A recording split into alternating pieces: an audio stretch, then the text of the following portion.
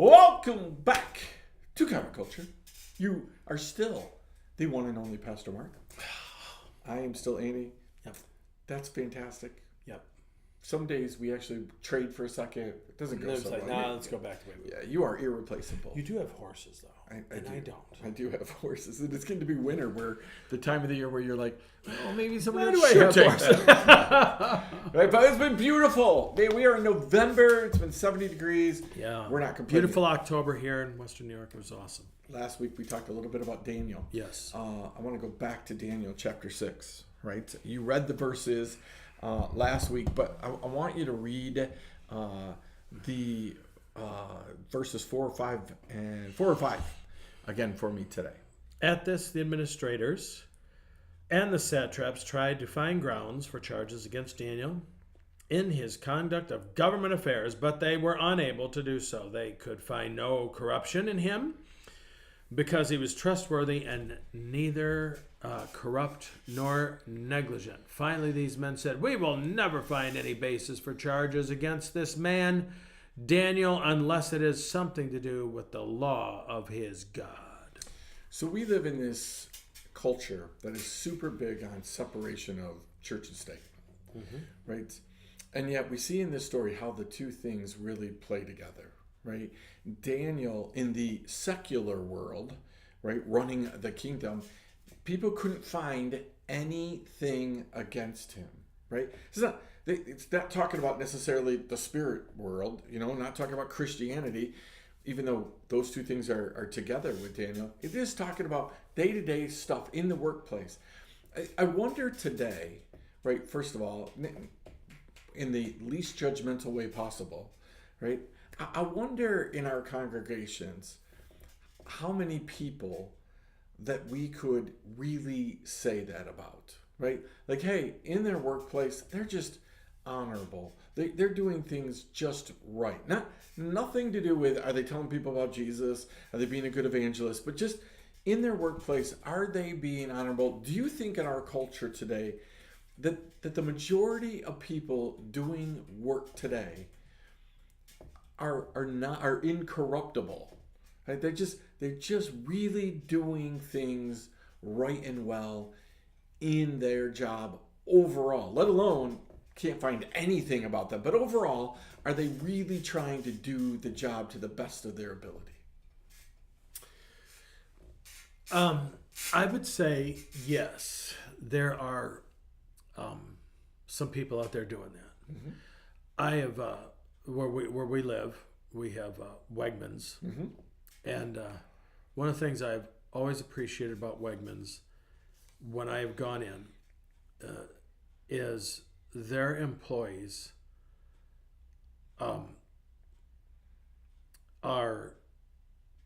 they're good employees. They're just good employees. The young ones, they're respectful. They work hard, from what I can tell. And I don't know whether Wegmans just is good pickers or what, but we've gone to Arby's in where we live, and they always have good workers.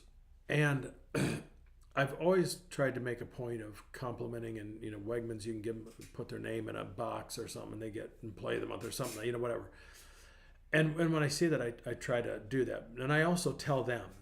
Matter of fact, a few weeks ago, I left here and I had gone to Burger King, and there was a young gal at the taking orders and stuff, and she just brightened the whole place up. Yeah. And I told her so, and then I told the manager. She was, make sure you tell her. I said, I have told her. I said, I just want to make sure because you need to keep this girl, as long as you can. There are people that just enjoy their work, and it was interesting. One of the means of grace that John Wesley talked about was had to do with the idea of seeking God in all situations. And we talked about practicing the presence of God. Yep. Brother Lawrence. Brother Lawrence was a monk and spent most of his monkery time monkeying around. Oh, I just thought of that one. Did you see that? I know. Monkeying around At the monastery in the kitchen, if I remember correctly, and mopping floors, cleaning floors, peeling potatoes, the whole nine yards. That was pretty much his monk career. His existence. His existence. And yet he writes, I don't know that he intended it to become a book, but centuries later, he's still making an impact because he said, find God in whatever you're doing. Find God. We get above our reason. And leadership, we forget, especially in the church, is servant leadership. I was talking to someone recently, and they were telling me about, I was at a church, and the pastor, they had all these people out working in the yard, getting it all cleaned up, and he's standing there with his arms crossed. Now, I don't know about you, but I was taught, you get in there and help. You don't ask people to do things you're not willing to do yourself. And in Japan, CEOs clean toilets. Yep. Because it's like they want to remember where they came from, where you started. But we come into this, I'm entitled. I'm entitled to this position or that position, or I've been doing this. Why was I passed over? And that happens sometimes. And sometimes you got to say, okay, I'm not appreciated here, God. What I do? It's always interesting to me how people in the secular world could say, well, I'm just not appreciated. I'm going to go. But if a pastor said that, they'd be like, well, he's just in it for the money. Oh yeah, that's what we're in it for. All right. It's the retirement plan we're into because it's out of this world. Yeah. But thank you, Jesus. Yeah. But to go in, our responsibility is to go in and be the best. To whatever you do, whether it's whatever you work at, whatever it is, work at it with all your heart as unto the Lord and not unto man. If the Lord He's called us to be good employees. It's very interesting to me back in the day when Saddam Hussein was, the head gazook in Iran, whatever it was, or Iraq, I guess it was.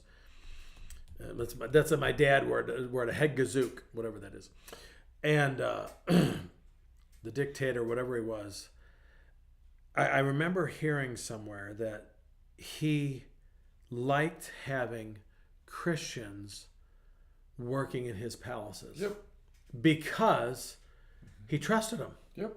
He knew they were going to do their job. They were diligent. They were not going to be bad employees because they work at it with all your heart as unto the Lord.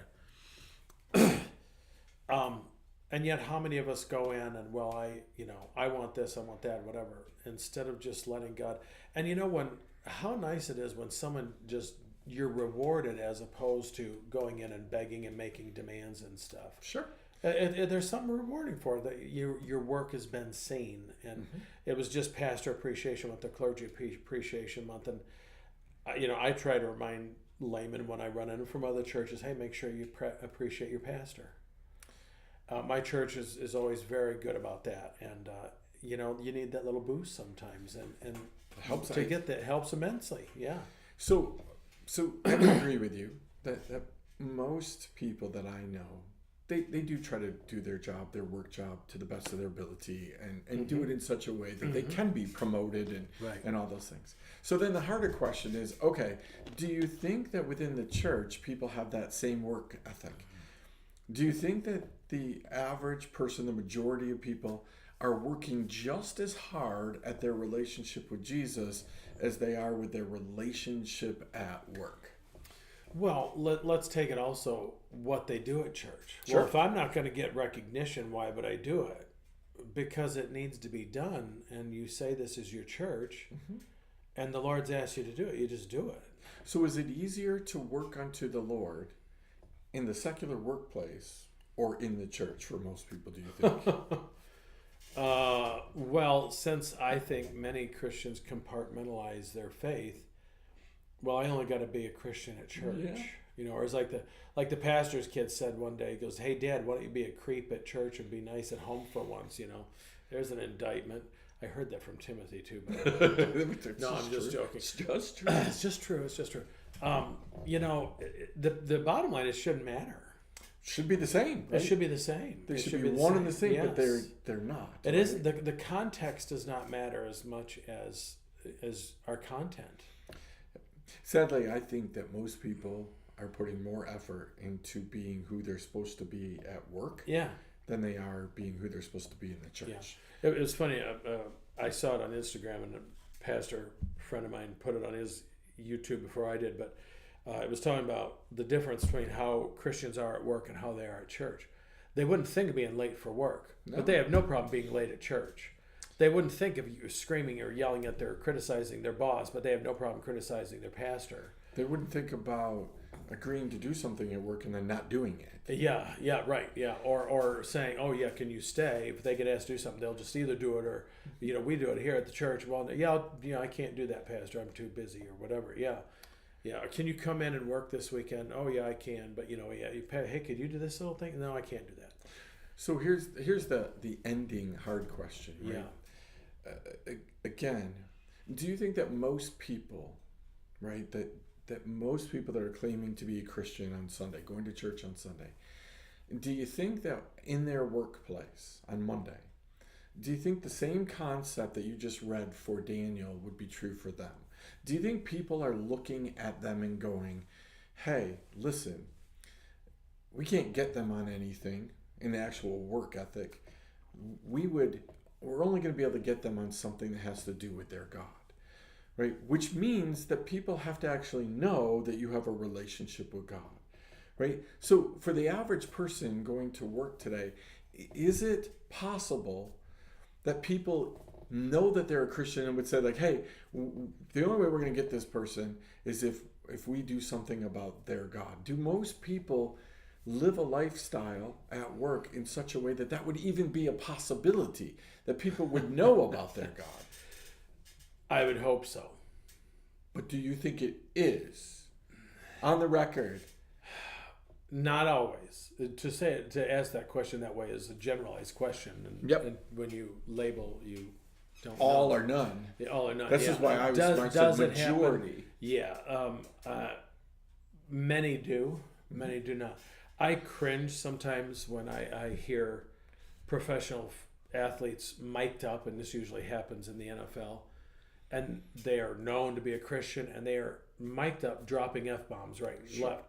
Not because they're mad, but just because part of that's what they do. That's what they do. And I will be honest with you, I pray for professional athletes and entertainers. Lord, let them have a good witness and use their platform well. Mm-hmm. And then you have the ones that you can tell they're not obnoxious, but they're bold in their faith, and I want to serve the Lord. I want to glorify God. I think that needs to be our first and foremost, because as I often say, that school teacher that Christian maybe they're a school teacher. They're a Christian skillfully disguised as a school teacher. Right. The big thing, with one of the tenets of Christian nationalism is, they want prayer in schools. Let me tell you something. I don't think that it should be required. I think it should be allowed. And if you don't want to participate, you don't have to participate. But you know what? As a Christian teacher, coach, janitor, lineman at a factory, I hope you're praying. I worked in a hospital when I was in college. I remember standing there. I was in the laundry room. One year I worked in the dirty end, which was not fun, and the other time I worked in the clean end. And I can remember we would stack washcloths. Yep. And there's only one way to do it, is to stand there and stack. It was very mundane work. And I remember just thinking, this is so, Lord, how is this even glorifying you? And I remember one day I'd put stuff on the cart to go up. We would load the carts up, and for some reason, the CEO walked through and he looked at the carts. He goes, "Those are the neatest carts I've ever seen." And one of my coworkers said, "He does it," because I was a neat freak. He does it, and I didn't get any recognition, but it was nice to have that and say. But was it more important? I represented God in that. Exactly. To do that. And mundane. I never said anything, but in those times that I was standing there stacking, I was praying. Hannah, wasn't it Hannah? You saw her lips moving, but thought she was drunk. You saw she was drunk, but she was praying. There's some, and here I have always told my churches when I go into them, Andrew, well, Pastor, he's going to come in, he's going to go to church. I'm saying, you know what? I'm going to spend these first 3 years getting to know you. Yeah. With The people. next 3 years trying to meet new people outside the church, and the next 3 years getting you out of here who need to get out of here. No, I'm just joking on that. But you have access to places and people that I do not. Yep. And your job is to go in there and you build a relationship with them. And when you get them here, yes, I'll do what I can to do that. And I'm going to go out and try and build some relationships with people. But do not think that I'm here and I'm going to bring those people. He hasn't brought in my coworkers because I can't go talk to your coworkers because I don't have 8 hours. I don't have, and I may not get to go in there and be on the line, and they don't want me in there because you're going to be stopping them from work or whatever. So the responsibility for all of us, no matter what it is to represent Christ where we're at.